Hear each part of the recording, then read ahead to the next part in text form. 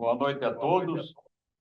Estamos hoje reunidos para o quinto podcast da Associação Médica Paraná, videocast, onde nós temos a prazeroso prazer de estar aqui com a gente, o doutor Pedro Henrique de Almeida. Almeida, que é médico formado pela Universidade Federal do Paraná, fez seu curso de medicina interna na residência médica no Hospital de Clínicas, e hoje é um dos expoentes na medicina de urgência e emergência no nosso estado, posso dizer, e também na cidade de Curitiba, como responsável da urgência e emergência. Então, estamos muito felizes pela presença e vamos passar ao Eugênio Mussac para dar o começo da história. Muito bem, Macedo. Obrigado. Obrigado, Pedro Henrique, por vir aqui conversar com a gente. Na realidade, o nosso tema de hoje é o comportamento do usuário nos serviços de saúde, né? E isso é um assunto que o Pedro Henrique tem se debruçado muito ultimamente, né, Pedro, estudando essa questão de como é que E quando eu falo de usuário de serviço de saúde, eu estou me referindo ao serviço público, mas também ao serviço privado, né? Como é que as pessoas, como é que o paciente está se relacionando? E nisso eu acho, Macedo, que você e o Cunha, que depois estará conosco também, podem contribuir bastante nessa discussão, porque vocês assistiram à mudança do comportamento do paciente, né, ao longo de anos, eu diria até ao longo de décadas, né, Macedo?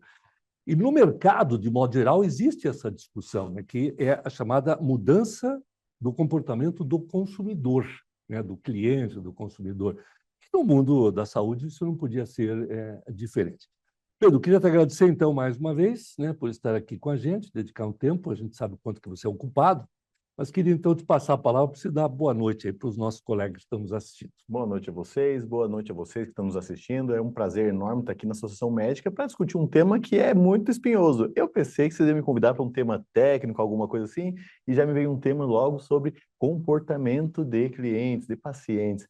E é um tema extremamente difícil. Nós não temos ainda uma cartilha para lidar com isso, mas eu vou fazer o meu possível para a gente estar debatendo isso aqui junto com vocês. Muito bem. Pedro, eu gostaria de colocar de antemão um assunto importante. A grande importância que nós temos que ter como médico, e que a população também tem que entender, que a relação médico-paciente tem que ser a melhor possível. Eu não vi nenhum médico ser chamado no Conselho Nacional de Medicina ou ser processado por alguém que a relação médico-paciente não seja das melhores. Você tendo uma boa relação médico, dificilmente vai ter algum atrito com o paciente. Você pode ter um atrito, eventualmente, isso você tem que saber administrar como médico, uma demora no atendimento do próximo paciente. Eu estou aqui com um caso que, eventualmente, o paciente possa estar com dor, alguma coisa assim, mas ali tem os nossos paramédicos ali que podem fazer alguma medicação com a nossa autorização para diminuir a dor. Mas eu estou com outro paciente aqui que também está com dor, está lá com uma apendicite, e você está explicando o que está acontecendo, o que ele vai ter que fazer, o que ele vai ter que fazer. E o que está aqui sendo atendido não está pensando em quem está lá. Então, às vezes, o paciente que está na nossa frente, ele quer alongar a conversa, isso, aquilo, pela preocupação inerente à personalidade do paciente, sendo que aquele paciente que está ali fora tem que entender. Daí cabe a nós, médicos, poder atrás do paciente que está nervoso, se calma, amigo, eu estou aqui para te atender da maneira que você quiser. Tá? Isso é muito importante, eu acho, que no relacionamento médico-paciente do dia a dia. Exatamente. Essa já talvez seja começando com a questão central da questão do comportamento do usuário, do paciente, do usuário do serviço do sistema de saúde, que é a questão da relação indivíduo, médico-paciente. Nós sabemos que hoje a tecnologia avançou em todas as áreas, na saúde não é diferente. Nós temos tecnologias, inclusive agora estamos aqui conversando através de tecnologia de informação da comunicação, mas isso não substitui, é apenas uma ferramenta de facilidade, mas não substitui a relação entre pessoas. A relação do serviço de saúde, ela é eminentemente uma relação entre indivíduos, o médico e o paciente. Isso o senhor não poderia estar mais certo. Eu também, por um acaso, sou o responsável técnico na Secretaria de Saúde de todos os casos de urgência e emergência. E não fui chamado nenhuma vez no CRM para um médico que tinha feito bom atendimento no sentido de boa relação médico-paciente. Eventualmente, eu até pego uns casos na área que eu faço auditoria interna, de que teve uma conduta que não foi a mais técnica possível, mas isso não resultou em problemas mais sérios em outras esferas. Por quê? Porque não houve, melhor dizendo, quebra da relação médico-paciente. Também trabalho junto de um escritório de advocacia que faz especialmente proteção médica. Então, eu sou assistente técnico e tenho uma boa experiência na questão de direito médico. E, de novo, pode ter certeza, o que aparece lá para a gente era a falha técnica, às vezes, nem foi algo tão importante, mas a falha na questão médico-paciente, essa estava presente com certeza. Então, doutor Macedo, para começo, iniciamos já com o ponto mais importante. A relação entre o profissional médico e o seu paciente tem que ser a melhor possível. Isso vai ser não importante não somente na questão comercial, né, porque eu acho que é uma vertente que a gente tem que também talvez discutir, mas principalmente nas repercussões da esfera civil, ética e, quem sabe, até criminal. Pedro, vamos voltar às origens da formação. Eu, da minha faculdade, quero ouvir vocês, não me lembro de haver essa questão como foco, dela ser colocada como foco. Era alguma coisa meio marginal, assim, que alguns professores falavam. A importância de você ver o paciente, de você ver o doente, não a doença, né? Esse tipo de coisa.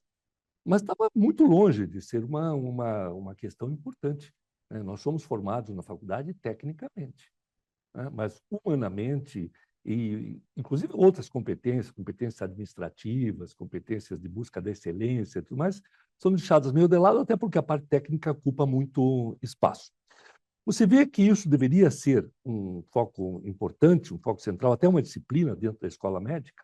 Certamente, doutor Eugênio. Então, nós já temos um outro olhar aqui para o mesmo tema, que é a relação com os pacientes, o comportamento do usuário, na questão da percepção da qualidade. Qualidade, ela passa pela questão da técnica. Então, obviamente que a formação técnica médica ela não deve mudar, ela deve ser bem profunda como já era.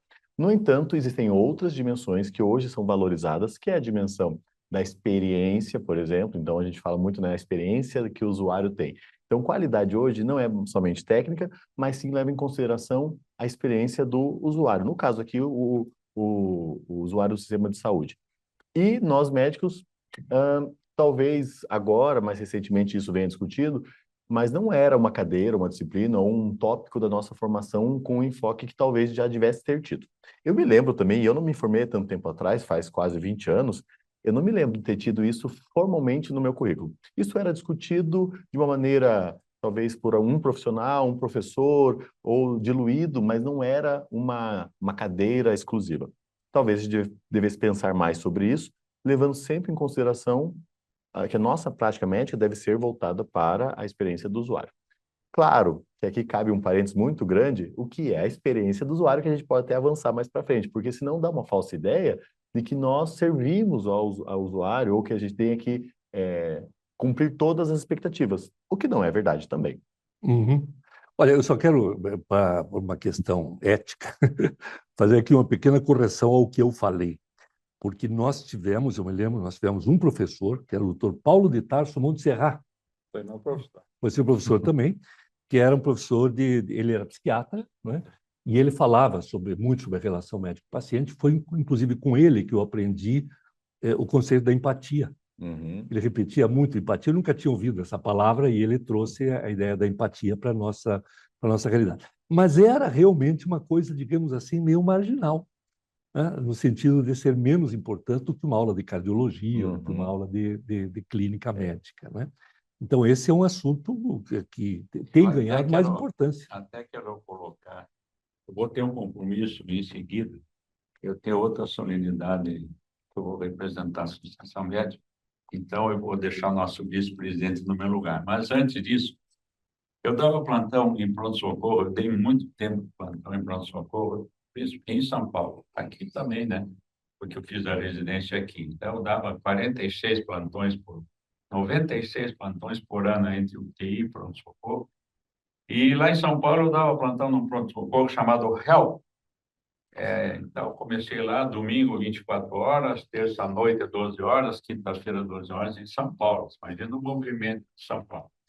E daí, eu estava domingo 24 horas, eu não tinha o que fazer. Estava ali com um médico, não tinha pressa. Entrava um, examinava, media a pressão, escutava o pulmão, media a pressão arterial, eu olhava aqui, eu olhava a pupila, eu olhava o orofaringe, examinava assim, como se fosse um clínico examinando o paciente, da cabeça aos pés.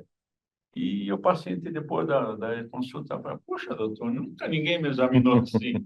Eu, é isso. Veja, eu estou aqui como médico. Depois, não, você veio aqui com uma queixa, tentei descobrir outras coisas, mas tudo bem, tá. E assim eu fazia com todo mundo. E aquele paciente que passava no pronto-socorro com dor, ou com febre, estava com infecção de garganta, uma criança, eu anotava num papel o telefone da casa, não existia celular na época, 1980. Daí eu anotava, no final do dia eu pegava esse meu papelzinho daqueles que passaram lá, que estavam com algum tipo de doença, que a gente orientava, ou qual era o meu divertimento? Pegar meu caderninho e telefonar para os pacientes, perguntando como é que ele estava, se tinha melhorado. Ou assim, puxa, doutor, isso nunca aconteceu comigo, um médico ligar para mim e me perguntar como é que eu estava. Quer dizer, é uma maneira, sabe, de você atender o paciente. Eu e o doutor Nerlan, eu fui obrigado a abrir um consultório em São Paulo, eu estava lá para estudar. Fui obrigado, no segundo ano, a abrir um consultório para os pacientes do pronto-socorro. Doutor, eu só tenho que ter consultório. Abri um consultório. E era só particular, paciente, não tinha convênio, estava lá para estudar. Abri 2 horas por dia lá no consultório, lá em Higienópolis, estava eu, doutor Nerlan, e fantástico. Então, esses vejam o que você pode fazer de um trabalho pesado, exaustivo, de um pronto-socorro, você pode fazer, você médico que está nos ouvindo, residente, então você pode fazer daquele trabalho o teu, já fazendo o teu marketing pessoal pelo carinho, pelo respeito, pelo amor que você dá ao paciente. Então, eu acho que isso é uma coisa que nós ficaremos a noite inteira conversando aqui, e todos nós temos dezenas de histórias para contar sobre pronto-socorro, sobre urgência e emergência, o paciente que chega desmaiado, não tem nada, você põe ele sentado numa cadeira, tem por 2 braços para trás. Em 15 minutos, começa a doer o plexo, ele acorda. Então, existem várias técnicas que você pode usar. Então, eu quero agradecer a presença de todos que estão participando do nosso videocast, dizendo que eu tenho outro compromisso. O meu vice-presidente, doutor Luiz Antônio Munhoz da Cunha, ficará no meu lugar. Bom trabalho a todos. Muito bem, bom evento. Obrigado pela presença aí, Marcelo. Continua. Eu até queria aproveitar a oportunidade, doutor Eugênio, e pegar o gancho que o nosso presidente colocou sobre o pós-atendimento, que é uma tecnologia que muitos médicos subestimam. Qualquer empresa de grande porte, de renome, ela utiliza alguma ferramenta para avaliar a experiência do usuário. Porque a gente conversou agora há pouco que qualidade hoje não é somente a técnica, né? Então, a técnica ela é uma condição sine qua non para o médico, a boa técnica. Mas ela não é hoje, talvez, uma condição... Não é o diferencial. Não é um diferencial ou que basta por si só. Nós precisamos de ter outras competências para até formar uma clientela ou mesmo para fidelizá-la. Uma delas é a avaliação, como se fosse um pós-venda, né? Mas no caso, uma pós-consulta. Hoje tem diversas tecnologias para isso. O doutor Macedo mesmo colocou que ele fez isso por ele mesmo, ligando, anotava e ligava. Uma técnica que pode ser feita, fideliza, mas hoje tem ferramentas que a gente pode usar como escala de Likert, várias empresas fazem isso, né? Sistemas automatizados que podem, por exemplo, aqui, eu trabalho na Secretaria de Saúde de Curitiba e nós temos aplicativo, todos os usuários têm cadastro, têm aplicativo, e depois das consultas, eles recebem um push no aplicativo e eles podem fazer a avaliação. E com isso, não é somente para saber a nota em si, mas saber aonde melhorar. Seria mais ou menos o equivalente àquele cirurgião que é muito bom cirurgião, mas que ele não faz o seu próprio pós-operatório. Ele nunca vê o seu pós-operatório. Provavelmente a avaliação que ele tem de si mesmo é deturpada. Provavelmente melhor do que talvez realmente seja. Fazendo o pós-operatório, quem é o cirurgião sabe que ele, quando faz o seu próprio pós-operatório, ele consegue avaliar, se autoavaliar e ainda melhorar. É mais ou menos isso que eu recomendo para os associados, né, para os nossos médicos do Paraná, que comecem a desenvolver ferramentas de qualidade, e uma delas é de avaliação da sua pós-consulta, com o intuito de melhorar cada vez mais. É um processo de melhoria de qualidade total. No mundo corporativo existe o conceito da pós-venda, Uhum. porque é claro que a gente tem que dar um devido desconto, porque nós não estamos falando de produto aqui, nós estamos falando de um serviço. Mas algumas relações existem. Então, eu sei que no mundo corporativo a ideia da pós-venda é que ela é a primeira fase da próxima venda, né? Que é do retorno Exato, fideliza o do, cliente. do paciente. Cunha, por favor, chega aqui, junte-se aos bons, vamos discutir um pouco. Pedro, Um bem, prazer. E aí, meu caro? tudo bom? Cunha, você tem CRM? Tenho, claro. Baixo, né? Bem baixo. Bem baixo. Mas isso foi uma provocação, porque a gente está falando aqui sobre algumas técnicas que vêm do mundo corporativo e que o médico pode tranquilamente atuar em seu benefício e da sua relação com o paciente. E CRM no mundo corporativo tem outro significado, né? É Customer Relationship Management, que é um sistema de relacionamento com o cliente, né? Que implica essa questão também do pós-venda. Agora, eu queria só contar para vocês uma coisa aqui. Nós estamos diante de um ortopedista. Os ortopedistas normalmente são considerados assim um pouco truculentos, né? O cara, sujeito que dá martelada, que serra e tal. Eu acompanhei uma consulta de uma criança no consultório do doutor Cunha, né? Essa criança é minha netinha, né? Que não tem nada, né? Mas a mãe é super zelosa, fomos lá. E o Cunha, que tem a fama de ser um sujeito bastante assertivo e duro, eu vi o Cunha pegando uma folha de papel dobrada e com uma tesoura, né, esculpindo um coelhinho e depois desenhando o coelhinho e entregando para a minha neta. Esse coelhinho está guardado. Mas É o lado fofo do... o ortopedista, ele pode ser truculento em diversas situações, mas com o paciente é impossível, né? Principalmente quem faz, a princípio, só pediatria. E eu queria só retomar uma coisa aqui com ambos, né? Primeiro, com relação à relação médico-paciente. Você fez a mesma escola que eu, como ele. Eu sou um ano mais velho que você, mas eu tive um professor, que foi o professor Lisandro Santos Lima, que enfatizava muito a relação médico-paciente, né? Ele era um profissional, praticamente todos os professores de clínica médica, a gente tinha um pouco disso. E hoje, quer dizer, eu acho que quando a gente fala de urgência e emergência, você fala não de relação médico-paciente, você fala em fragilidade do paciente, porque eles chegam na emergência frágil, e você é um desconhecido para ele. Ele não sabe se você é bom, se você é ruim, você apenas é apresentado a ele, né? Como um emergencista. E você, como coordenador de emergência de Curitiba, deve saber que a relação médico-paciente em pronto-socorro, ela nem sempre é uma coisa muito Profunda.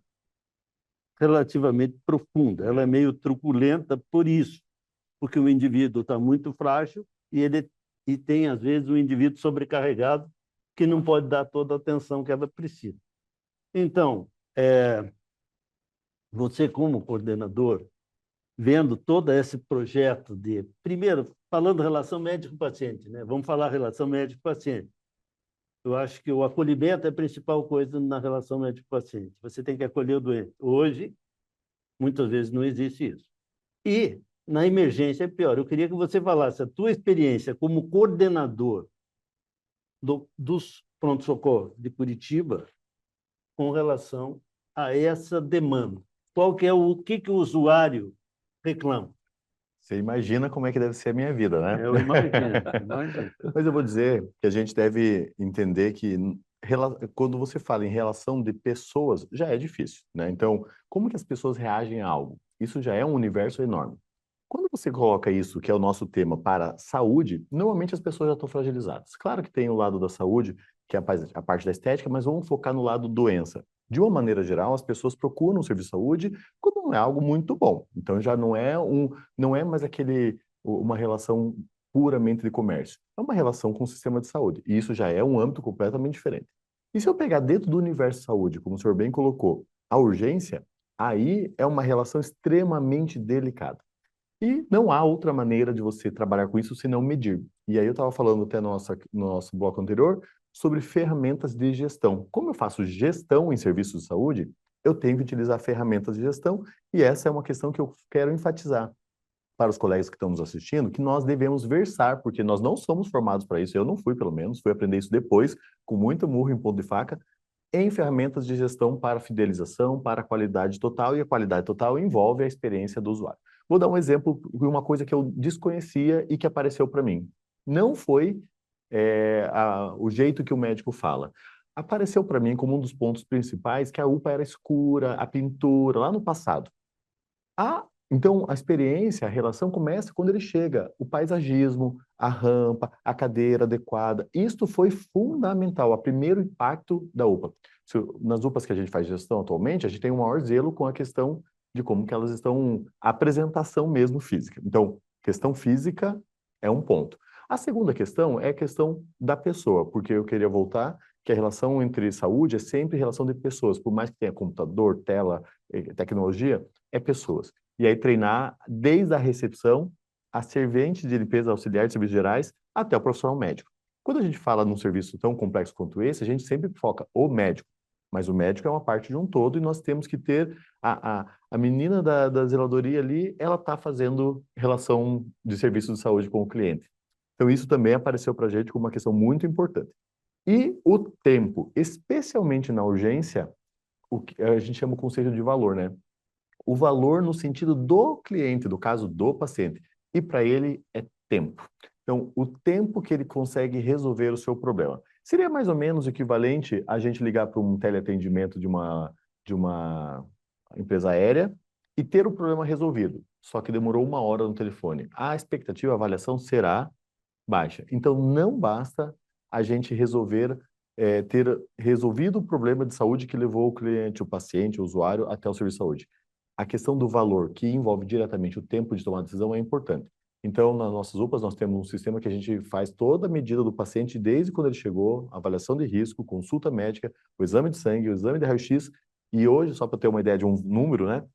O serviço de UPAs 24 horas, ele é 24 horas porque o paciente ele não pode ultrapassar 24 horas de permanência para ter o seu problema resolvido. Pasmem vocês, alguns anos atrás, nós tínhamos uma média de permanência de 24 horas.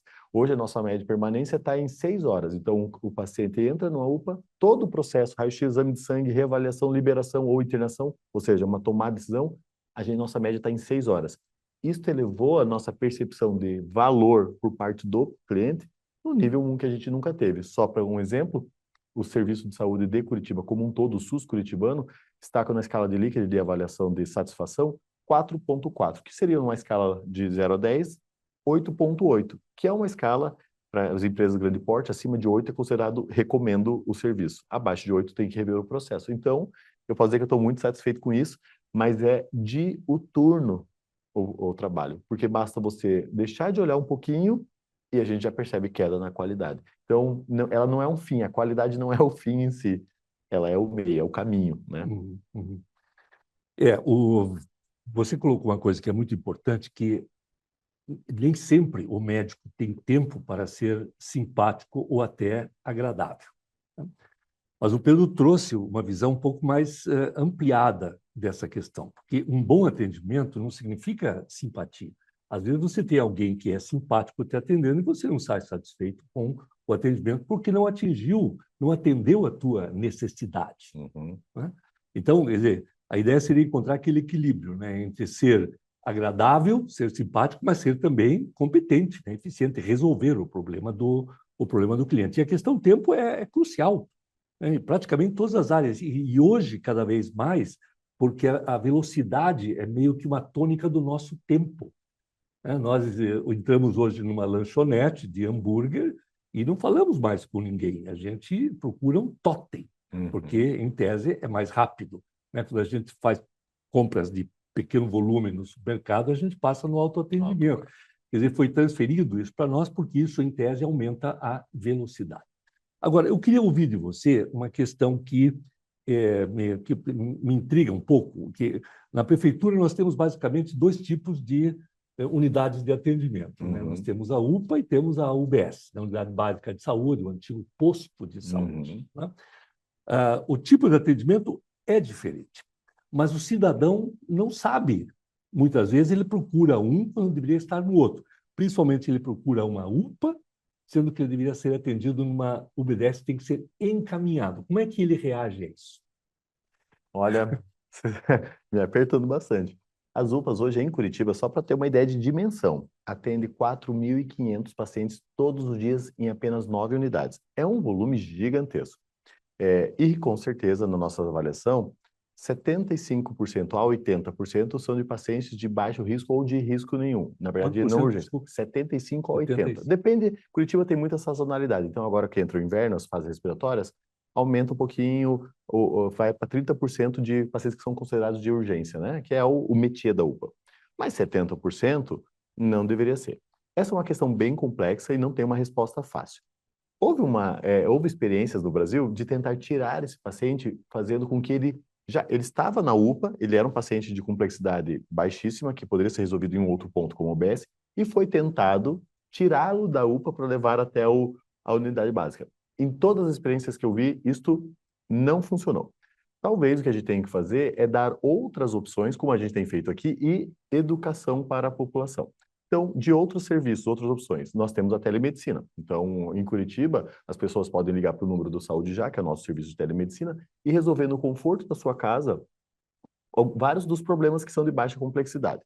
Por exemplo, essa revolução já foi feita pelos bancos. Os bancos, há 30 anos atrás, enfrentaram isso. As pessoas iam até o banco para resolver coisas corriqueiras. E isso gerava um problema. Hoje a gente resolve a grande coisa por aplicativo e telefone.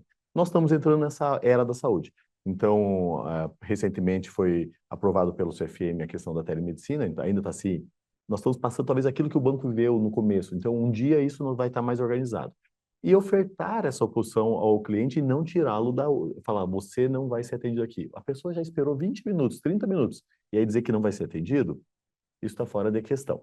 Por outro lado, nós temos também que dialogar melhor com essa população, né? Quem é esse usuário?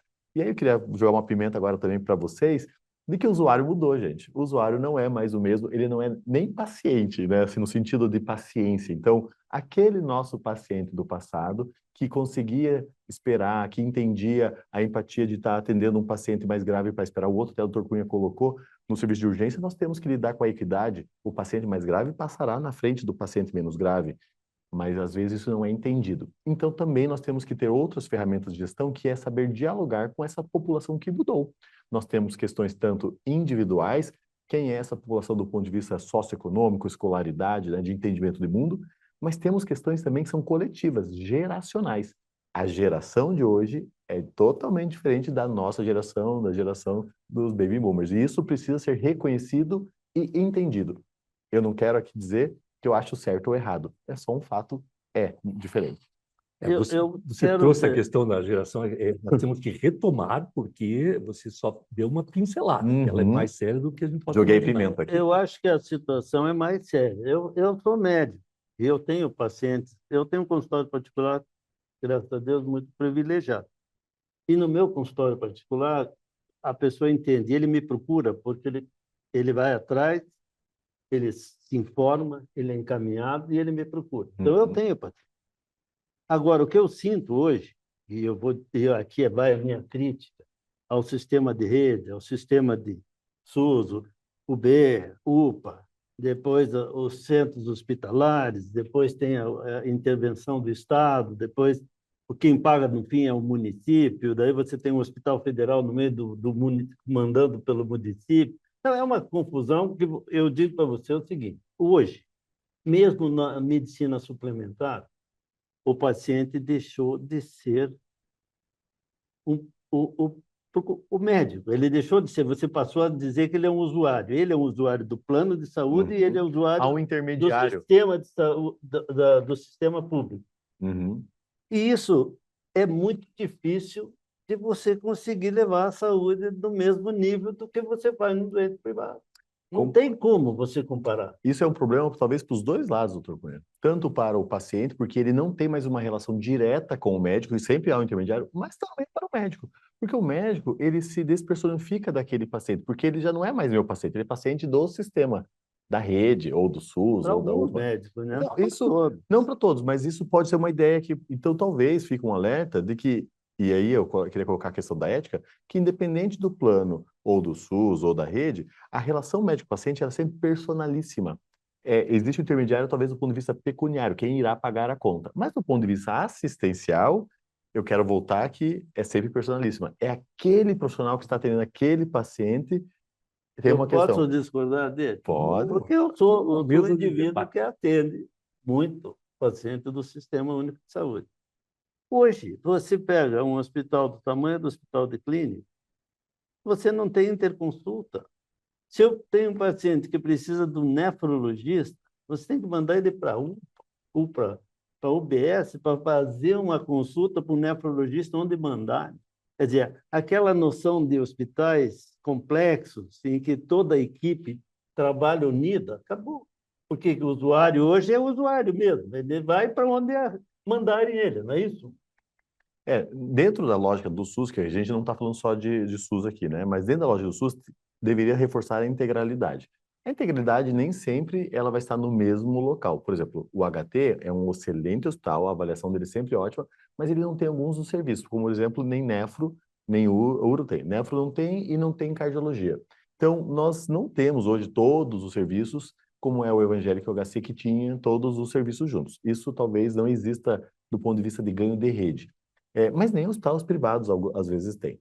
Agora, como isso é feito com o paciente, eu acho que é grande X a questão. Eu acho que isso pode ser feito ganhando em escala para embaratear o sistema, mas sem com que a experiência seja negativa. E isso é o que precisa ser ajustado. Na iniciativa privada não é diferente. Eu trabalho em setor privado também, e às vezes a gente precisa remover pacientes para fazer exames diagnóstico ou mesmo terapêutico fora da sede. E isso é um problema. A maneira como é abordado isso que talvez faça a grande diferença. E aí, de novo, o médico assistente, ele é o grande indutor-condutor. Ter um médico assistente participando dessa tomada de decisão junto do paciente, eu acho que faz toda a diferença. E talvez, nas relações mais de consultório privado, né, ou mesmo especialmente particular, talvez a gente leve isso fique mais consciente disso. No SUS, talvez o médico não entenda que há uma relação dele, mas há, só não é uma relação pecuniária direta, né, financeira, mas a relação ainda está presente, a relação Deveria médico-paciente. estar, né? É, Mas é deveria. muito difícil.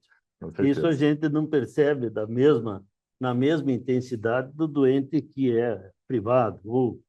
O convênio é pior. Talvez o convênio ainda seja mais regulado que o próprio Sistema Único de Saúde. Eu arrisco dizer que sim. Hoje eu sigo muito mais regras fazendo medicina no sistema suplementar. As regras talvez sejam mais rígidas para o médico do que no sistema público, por incrível que pareça. Mas, de novo, chama a atenção que, pelo menos, pode existir duas relações entre o médico e o paciente. Uma comercial e uma assistencial. Mas a assistencial nunca desaparecerá. Não Talvez a poderá. comercial. Não deve. Não deve. Bom, na realidade, nós estamos num processo de evolução, né? Acho que o SUS foi criado em 1988, de lá para cá só tem se aprimorado e encontrado as suas dificuldades, especialmente Que são financeiras enormes, né? e de relação entre os poderes. Não é? Uhum. Mas, sem dúvida nenhuma, há um processo de evolução e a gente vai chegando nos detalhes. Mas você trouxe uma questão que eu achei muito interessante, que é nós temos que educar o paciente, no teu caso, a população, para eles serem bem atendidos. Uhum. Quer dizer, muitas vezes a gente lembra do seguinte, né? Relação médico-paciente pressupõe a maneira como o médico se relaciona com o paciente, mas também como o paciente se relaciona com o médico. Perfeito. Né? Então, você vê assim que já está acontecendo alguma coisa, como aconteceu com os bancos. Né?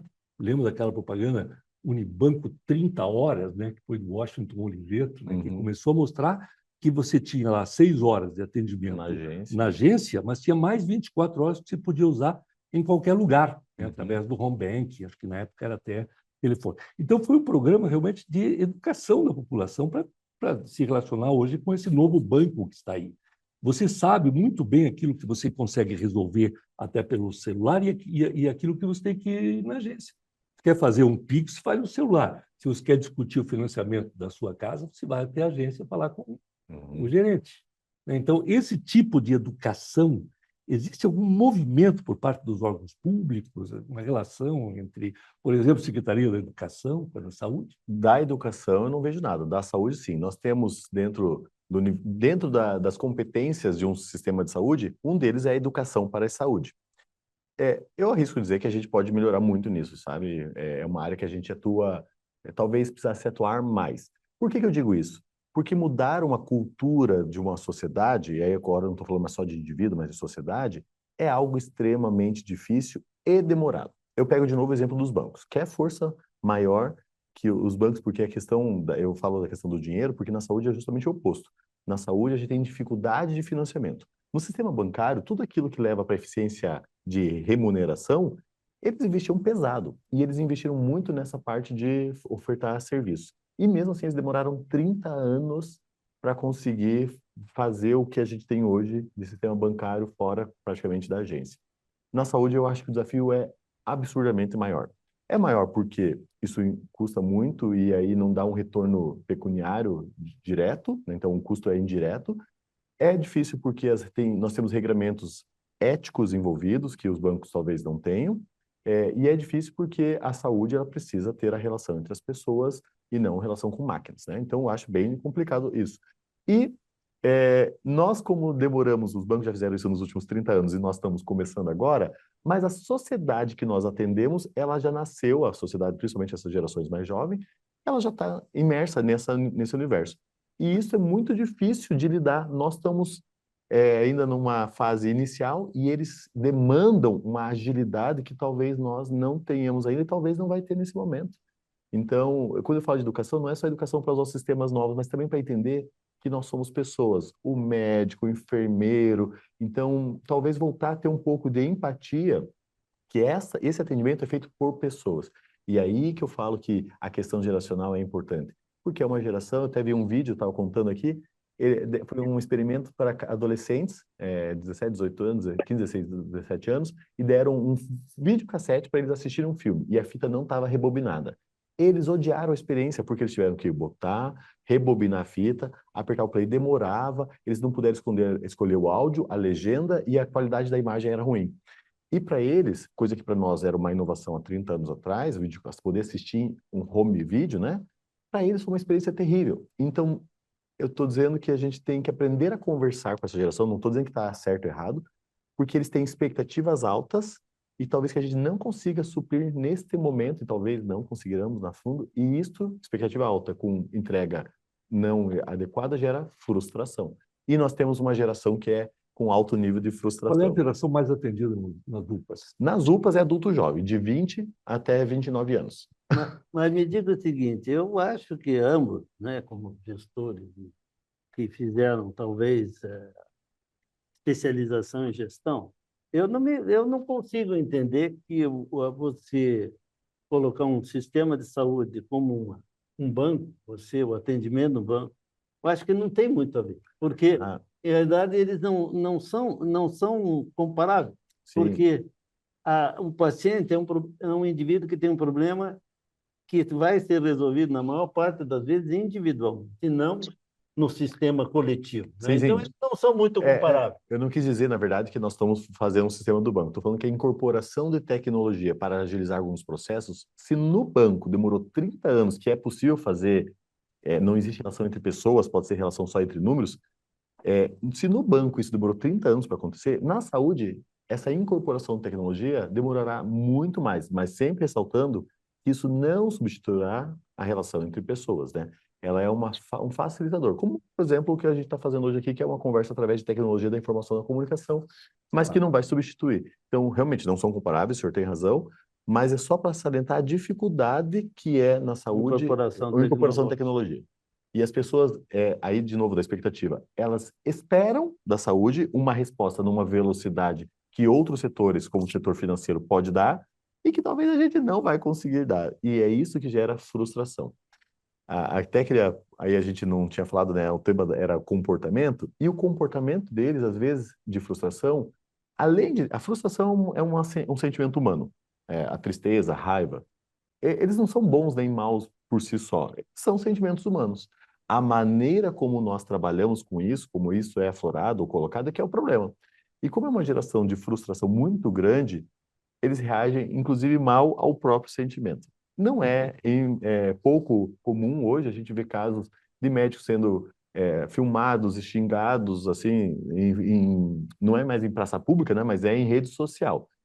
Então, essa é muito uma pior, né? questão muito pior. Maior. Então, essa frustração, ao invés de gerar algo que pode ser positivo, como uma reclamação numa ouvidoria ou numa folheto de experiência, relato de experiência negativa do usuário para a gente melhorar, ela é destrutiva. Ela não tem o objetivo de apontar uma falha do processo ou do profissional para a sua melhoria. Então, me parece que até o sentimento, que é um sentimento válido, às vezes ele é colocado de uma maneira equivocada para a sociedade como um todo. Pedro, tem um recado ali para você que está aparecendo na nossa tela, né, que veio pelo Instagram, né?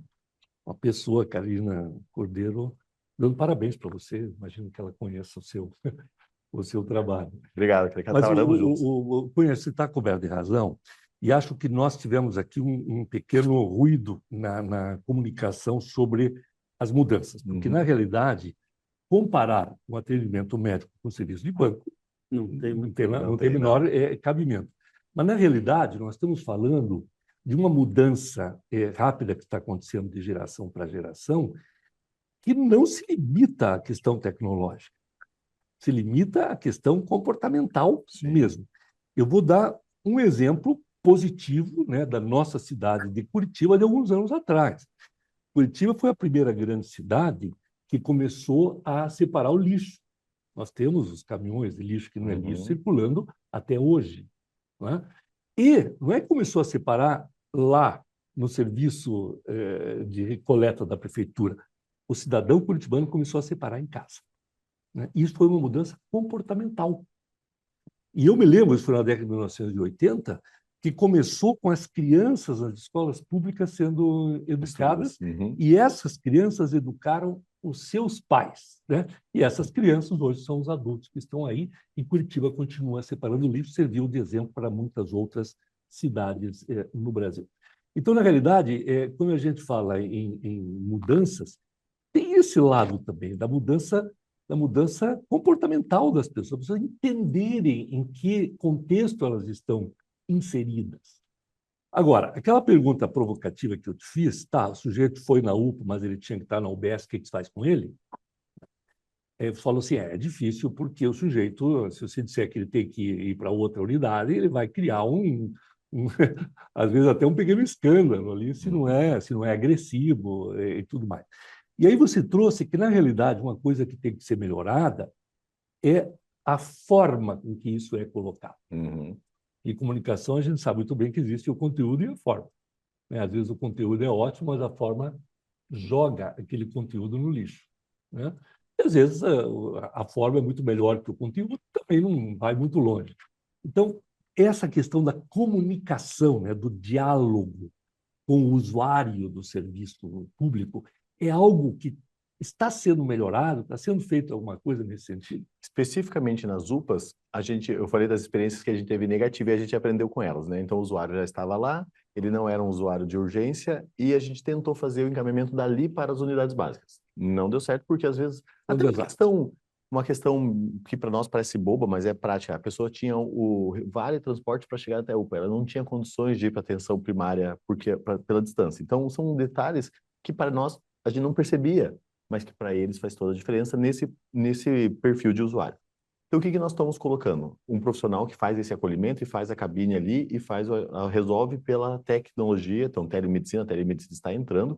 Ali mesmo, dentro das UPAs, começaram a ter cabine de telemedicina. Então, olha, você vai resolver aqui agora, e isso vai ser um processo até de educação, de ele poder usar. Então, vai aprender a usar aqui no computador e no celular da UPA, fica um profissional para ajudar e para instruí-lo para usar. Talvez uma coisa que teve parecida no passado foi aqueles amarelinhos posso ajudar no banco quando colocaram o autoatendimento. Também as pessoas não sabiam usar, elas queriam falar com o gerente. Então, agora nós estamos fazendo essa tecnologia. Não adianta lutar contra isso, tirar ele de lá à força. Nós vamos instruir e isso demora anos A mudança cultural instruindo, é lenta, né? instruindo Acho o que o pessoal. doutor Jurandir está levantando a mão e está querendo falar com a gente. Que bom, Jurandir, enviamos. Boa noite, boa noite. Na verdade, esses videocasts são maravilhosos, né? São ótimas, principalmente quando tem pessoas do alto nível, como os três que aí estão, né? Eugênio, um coordenador fantástico, Cunha, uma experiência fantástica, e também temos que parabenizar aí o querido Pedro, do qual eu tenho o prazer de conviver com ele, né, Pedro? Lá na Faculdade Nós juntos Evangélica aqui. Mackenzie. Fizemos até curso junto, então quero aqui parabenizar. Mas eu quero levantar rapidamente, não obstante o tempo, duas questões importantes. Uma é uma pergunta ao Pedro, e uma é uma colocação que já foi falado, o Pedro mesmo falou, o Gênio comentou, né? Porque a essência do nosso videocast hoje diz relação ao contentamento, à satisfação do usuário. E uma coisa importantíssima, repito, o Pedro já salientou isso, uma é a satisfação do usuário, né, no atendimento eletivo. Outra é a satisfação do usuário no serviço de emergência, que é completamente diferente, né? Porque a essência, não obstante o Pedro tenha falado da aparência, do aspecto estético, a nudidade básica do hospital, isso sempre é importante, né? É a chegada do paciente nessas instituições, é claro que chama atenção.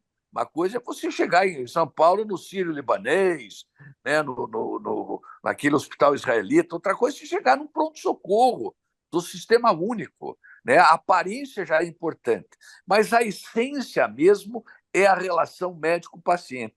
E ela, no serviço de urgência, eu que trabalhei mais de 30 anos em pronto-socorro, é muito complicado. E o Pedro colocou muito bem, é uma situação onde o paciente já chega numa situação totalmente adversa. Então, claro que a satisfação, por mais bem atendido, por mais bonito que esteja o ambiente, vai ser muito difícil que ele saia dali satisfeito. Então, eu acho que isso foi muito bem colocado, viu, Pedro? E você tem total razão nisso aí, sabe? A diferença entre um atendimento eletivo e um atendimento. E quando eu digo atendimento eletivo, viu, Cunha, você que, a semelhança minha, atende doente de SUS, né, que não é todo mundo que atende, mais mesmo doente do Sistema Único, né, claro, da medicina suplementar e ainda mais o doente privado, quando é eletivo é muito mais fácil. A relação médico-paciente ela é mais estável, vamos dizer. Você tem uma condição melhor, né? Claro que no sistema privado é melhor ainda, é mais fácil ainda, né? E aí, claro, tem um outro aspecto que é de ordem cultural, né? Do nível cultural do paciente, né? Esse é um outro aspecto que deve ser enfocado. Mas saindo disso, e aí vai minha pergunta, o Cunha, viu, Pedro? O Cunha tocou no assunto e você respondeu em parte, me satisfez, mas não totalmente. Nos hospitais, por exemplo, no nosso hospital, Evangélico Mackenzie, essa processualística de encaminhado, e você como coordenador aí, por isso que eu estou fazendo essa pergunta a você. Por exemplo, nós temos num hospital, vou dar um exemplo, não só evangélico, mas como eu atuo no SUS lá, né, e é um hospital universitário, nós temos lá um shopping hospitalar, né? Lá nós temos desde uma exerese ungueal até transplante, né? Isso é uma característica daquele hospital. E aí você, para fazer o encaminhamento, eu acho que é isso que o Cunha se referiu, talvez o Cunha corrobore comigo aqui, você tem. Então, o doente veio consultar comigo, e eu preciso de uma consulta, Pedro, com um nefrologista, e você citou que o nefrologista não tem no Hospital do Trabalhador, e eu até entendo que ele deva ir para um outro hospital, para um outro serviço, onde possa dar o atendimento, mas isso tem sido feito nos hospitais que tem infraestrutura, que o coitado do doente tem que voltar na unidade básica de saúde para ser encaminhado para determinada especialidade. Então, como é que você está vendo atualmente esta processualística dentro do sistema de saúde? Porque eu tenho me debatido muito com isso. Então, o doente chega no meu consultório, falando do SUS, hein? Chega no meu consultório, ali no consultório acadêmico, que se conhece muito bem. Então, eu atendo ele, mas eu vou precisar de uma consulta nefrológica. Mas nós temos nefrologistas, nós temos todas as especialidades. Por que eu tenho que encaminhar? E eu acho que é isso, Cunha, que você tinha falado há pouco, né? Dessa processualística. Me corrija se eu estiver errado. Eu estou pegando um gancho teu e quero ouvir do Pedro isso aí. Eu estou falando demais, né, meu querido Eugênio? Mas eu não podia me furtar de fazer essa pergunta. Prometo a todos que não vou mais falar. Mas isso eu queria uma resposta do nosso querido Pedro aí. Eu só queria dizer que recebemos aqui uma pergunta pelo chat, né, do psiquiatra Luiz Renato Carazai, grande pessoa, grande médico, e que a pergunta dele é mais ou menos nessa linha também que o Dr. Jurandir fez. Ele falou do atendimento, da integralidade das necessidades do paciente no hospital geral barra nos processos do SUS.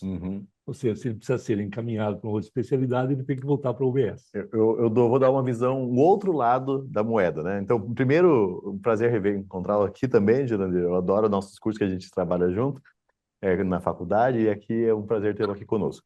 Eu vou dar um outro olhar também. Nós temos uma dos regramentos do SUS é que eu tenho que gerar consultas novas no ambulatório. Então, os hospitais têm ambulatório, eles têm os ambulatórios de especialidades, os mais diversos, mas ele tem um percentual que é algo que não existia no passado de consultas novas geradas. Então, qual que é a lógica? Dentro da estratificação de serviços de saúde, atenção primária, atenção especializada secundária e hospitalar, se você fica com o mesmo pool de pacientes acompanhando por muito período, ele consome todas as consultas e aí uma massa de novos pacientes não tem acesso a esse serviço. Então, quem está olhando do lado do hospital, ele vai enxergar um cenário, que e não está errado, que eu estou dando o meu melhor para aquele público. Mas tem uma enormidade de pacientes que está esperando a fila. Então, isso gerava filas. Qual foi a saída? Isso já faz algum tempo, que é uma taxa, um dos itens do contrato com os hospitais é taxa de consultas novas geradas. Aquele paciente que tem, por exemplo, vou dar o exemplo da endocrinologia, tinha um TSH há 10 anos, o TSH no alvo, com a mesma dose de levotiroxina, este paciente pode fazer a sua integralidade do cuidado, continuar acompanhando na atenção primária, não necessariamente no ambulatório de especialidade endocrinológica, para gerar consulta nova para aquele paciente que está descompensado, com uma diabetes. Então, a lógica do sistema é que os pacientes de menor complexidade possam ter o seu atendimento dentro da integralidade na atenção primária, para que abra espaço no ambulatório de especialidade, ou mesmo até nível hospitalar, do paciente de maior grau. Isso é uma solução perfeita? Eu acho que talvez não seja, porque nós temos uma questão que a gente não comentou até agora. Toda essa questão que a gente está falando é de fazer gestão, e gestão é fazer recurso num desbalanceio, tentando equilibrar uma balança que é necessidades e oferta. E na saúde nós não temos, especialmente no Brasil, mas eu acho que em nenhum outro lugar, nós temos essa balança equilibrada. E aí nós temos que fazer escolhas. Talvez, por isso que não tenha uma solução que seja ideal. Eu acho que a escolha que foi feita, né, não foi feita por mim exatamente, foi a escolha de fazer o máximo, ou o melhor, para um grande número de pessoas e talvez não o máximo para um grupo menor. Se isso é certo ou errado, não sei. Mas eu acho que sempre há espaço para melhorias, e eu tenho certeza, aqui em Curitiba, pelo menos, porque eu acompanhei, né? Quem é de Curitiba sabe que o Hospital Evangélico Mackenzie é um hospital que atende enorme, volume gigante, muita especialidade, mas que teve uma situação de maior dificuldade, inclusive de sustentabilidade financeira no passado. E eu tenho orgulho de dizer que nós superamos isso junto, né? Município e gestão do hospital, para fazer com que ele não tivesse o destino de vários outros lugares onde simplesmente o sistema deixa as mínguas, né? Então, eu acho que nós estamos melhor do que no passado, mas talvez não ainda perfeito. E talvez nunca teremos. Então, há sempre espaço para melhorias. Mas eu vou fazer duas perguntas. Certo. A primeira delas é uma seguinte: integralidade, universalidade e equidade uma utopia quase, né? Sim. Para você conseguir num país de 246 milhões de A habitantes pessoa que isso, botou universalidade e integralidade na mesma frase queria nos apertar, né? então isso é assim. Mas você tem países em que a medicina é socializada. Uhum. Eles podem ser bom, pode ser ruim. Então, na tua visão, certo? Hoje, dentro de todos, você tem Inglaterra, Suécia, etc. Qual é o país que é o atendimento você diria, o modelo para o que eu quero fazer a medicina social? Eu ainda acho que o Brasil ainda hoje tem um sistema que está muito subestimado. Não tem, mesmo a Inglaterra, do ponto de vista técnico, se eu me perguntar do ponto de vista técnico, a Inglaterra tem um nível de técnico de excelência absurdo, muito bom. Mas não dá para comparar porque ele tem uma dinâmica social diferente, o nível sociocultural é outro, autocuidado, são questões que lá é muito diferente. Então, o contexto é diferente. O sistema lá é um sistema que eu olho assim, nossa, que bacana que é. Mas a sociedade é menor, absurdamente menor população, nível sociocultural absurdamente maior. Não tem sistema público universal do tamanho do SUS. Em que pese nós temos as nossas dificuldades, se a gente traçar um caminho de 30 anos, meu Deus, avançamos absurdamente. E só lembrar que o sistema inglês, que é sempre muito bem colocado, ele remonta da década, acho que é pós-guerra, do jeito que ele é hoje, originalmente, pós-guerra, pós-segunda guerra. Então, é um caminho muito maior, num sistema que tem um financiamento muito maior. Eu escolhi, na verdade, a escolha eu já fiz, né? Eu já tive oportunidade para ir para fora e eu escolhi ficar, então a escolha já está feita. Não, mas eu digo, não, eu estou dizendo assim do ponto de vista disso, né? E como é que a saúde suplementar, em volume financeiro, ela movimenta muito mais que o Sistema Único de Saúde, atendendo muito menos pessoas. Não, a saúde suplementar atende muita gente. É que às vezes. Mas é menos de 30% da população, Não, enquanto que o SUS fica com 80%. Eu acho que, se não me engano, é 20 e 80. Não, aqui os serviços contratualizados, pelo menos aqui em Curitiba, nós temos uma relação que eu acho muito melhor instituída do que em outros lugares. O sistema suplementar, alguns talvez mais puristas diziam que ele no futuro não seria necessário. Eu não vejo dessa maneira. Aqui em Curitiba o SUS curitibano só é o que é porque existe a saúde suplementar que existe em Curitiba. E o nosso esforço é que ela seja saudável, inclusive do ponto de Porque ela vista. paga pouco, é isso? A saúde suplementar? Não, ela funciona bem. A saúde suplementar, pelo menos aqui é a nossa realidade, né? O SUS curitibano e a saúde curitibana é o que é, porque nós temos saúde suplementar que funcionam bem. Então, isso é um orgulho. Há muita gente, né? Existem tendências dentro da saúde pública que tem várias tendências e algumas, assim, tem a questão da utopia que a saúde suplementar ela é necessária durante um tempo de transição para que o SUS fique único com saúde pública. Não é o entendimento da maioria, e eu acho que aqui em Curitiba é um caso muito feliz de que o dinheiro público bem utilizado junto da saúde suplementar, ele é melhor para o cidadão, né? Então, nós não temos perna hoje, o SUS Curitibano não tem perna para fazer tudo que seja necessário com a sua rede própria, né? Então, nós hoje contamos muito com a saúde suplementar para fazer um SUS, né? Eu não vejo essa distinção, na verdade, saúde suplementar versus SUS, né? Eu vejo que nós temos que andar junto, Mas né? nós estamos falando, não sei, é óbvio que o SUS precisa dos hospitais filantrópicos, disso. Mas eu estou falando exclusivamente em financiamento de saúde. Os cidadãos que pagam plano de saúde, eles representam mais ou menos 20% da população geral. E esse dinheiro gerado por essa população, ele pelo menos, isso está inclusive no livro do Adriano Massuda. Ele tem um livro publicado em que ele especifica em isso, que hoje está no DAET, né? O Na Adriano está secretaria, lá hoje, lá na no Secretaria Ministério. do Especialidade. Ele diz que 80% do dinheiro está na saúde suplementar, quer dizer, convênio, esse tipo de coisa, equipamento, indústria. Quer dizer, você tem uma série de situações que financiam a saúde suplementar. E que o SUS tem 20% da verba para atender 80%. Eu gostaria de poder te dizer que é porque o SUS utiliza o melhor recurso, mas a verdade é que nós temos uma crise de financiamento do SUS. Isso é um fato. O SUS perto do tamanho que ele tem, ele ainda é subfinanciado. Então, não vou nem entrar nesse mérito, porque essa é a verdade. Pedro, eu estou sendo avisado aqui pela direção do programa que nós já batemos 1 hora. Já? Meu Deus! O Macedo, quando ele estava aqui, ele falou assim: isso é um assunto para a gente parar à noite. E é E é verdade. verdade. Então, já fica aqui o convite para você voltar. Então, se eu quero passar mais uma vez a palavra para os dois, mas vou colocar mais uma pequena pitada de pimenta aí nesse texto. É o seguinte: esses dias eu estava lá no Einstein, participando de uma reunião que, no fundo, é gestão, né? No Uhum, fundo, tudo é gestão, sim. inclusive gestão de comportamento, né? Gestão de recursos humanos, etc. E falava-se sobre a questão da segunda opinião, né? Então, a segunda opinião, ela diminui o número de cirurgias e de pedidos de exames de alta complexidade e tudo mais. Aí o médico que estava presente falou assim, só que na realidade, mesmo a primeira consulta já é uma segunda opinião, porque o paciente já olhou no Google a informação, já procurou ali e já veio com hipótese diagnóstica, né, com conduta terapêutica. Como é que vocês veem isso aí? Na verdade, essa primeira olhada, eu acho que mais atrapalha a consulta verdadeira do que Não, ajuda. Então, a segunda opinião original, que a gente conhece como médica, é discutir um caso, isto eu acho que é salutar e realmente tem indicadores que melhoram, estudos que melhoram o indicador de saúde.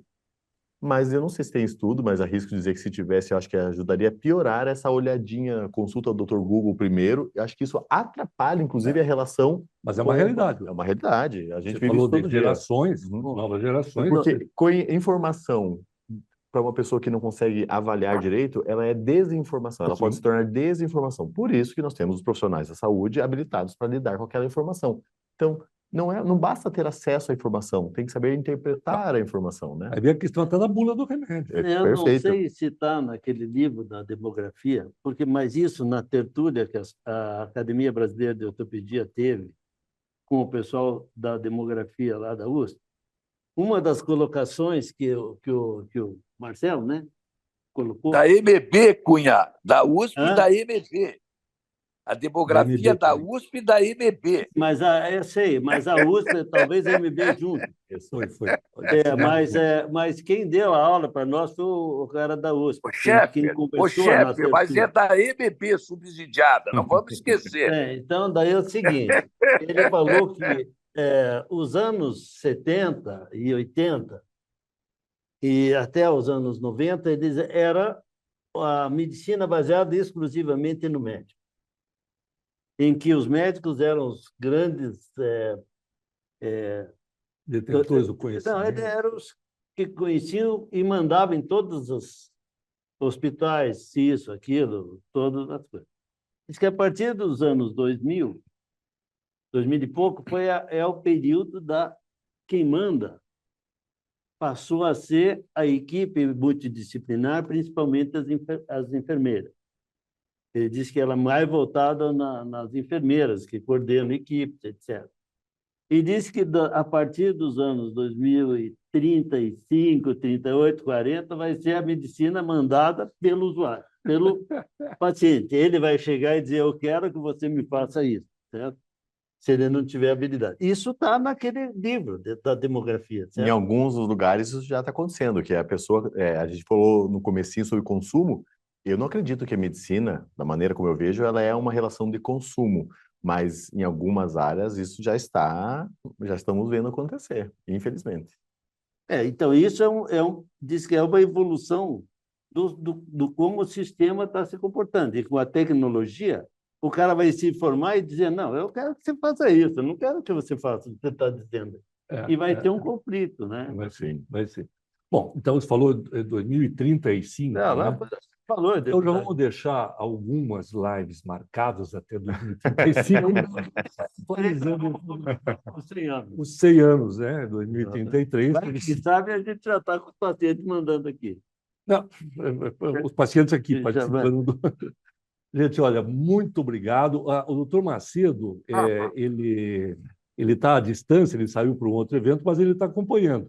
E ele quer fazer, então, o encerramento à distância. Por favor, Macedo, pode entrar. Obrigado, Eugênio. Obrigado, Cunha. Estão me ouvindo? Sim. Sim. E eu quero agradecer ao Pedro Henrique pela gentileza de aceitar o nosso convite. você veio agregar conhecimento à classe médica e à própria população curitibana e brasileira, porque eu acho que esse é um tema deveras importante para que seja cultivado na formação do médico lá aqui no 5º ano, 6º ano, na residência médica, porque quanto mais nós estivermos preparados para não entrar em conflito com o paciente, porque o paciente sempre chega fragilizado em pronto-socorro, ou esfaqueado, ou acidente de automóvel, o emocional dele está lá embaixo. E o nosso emocional, nós temos que ter a resiliência de entender, se coloca na situação do outro, né? Então, eu acho que é um tema muito importante até para a gente levar em discussão nas ligas acadêmicas, nas residências médicas, esse tema. Quero agradecer a todos que assistiram ao nosso videocast e que continuaremos com temas importantes para toda a população e todos os médicos do Paraná. Obrigado a todos pela presença. Um grande abraço. Obrigado. Obrigado, doutor Macedo. Não, o Macedo encerrou o nosso evento, mas Não, você ele quiser deixar quer abrir para perguntas. abrir para perguntar. Mas como já temos mais de 1 hora, temos tempo para 1 ou 2 perguntas rápidas, se houver, por gentileza.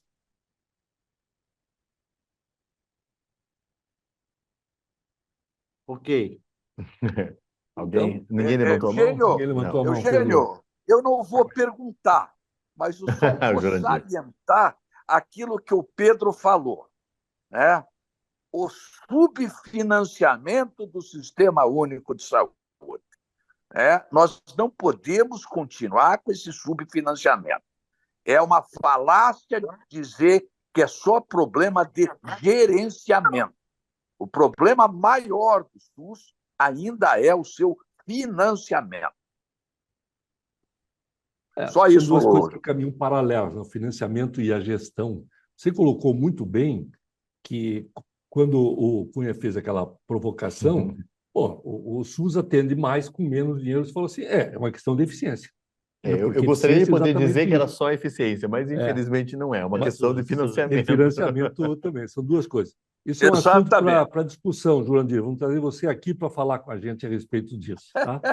Boa noite para obrigado todos aí. Parabéns, Pedro. Parabéns. Um abraço. Parabéns, Um abraço. tá? Você, como vice-presidente, encerre. Não, eu queria agradecer ao Pedro e ao Eugênio, dividindo essa mesa bastante proveitosa, ao presidente Macedo, que me pediu para eu substituí-lo aqui, que é uma coisa difícil. Mas, de qualquer forma, eu acho que foi bastante proveitoso e a gente teve uma boa visão sobre o comportamento do usuário no atendimento à saúde. Obrigado a todos. Obrigado. Até a próxima.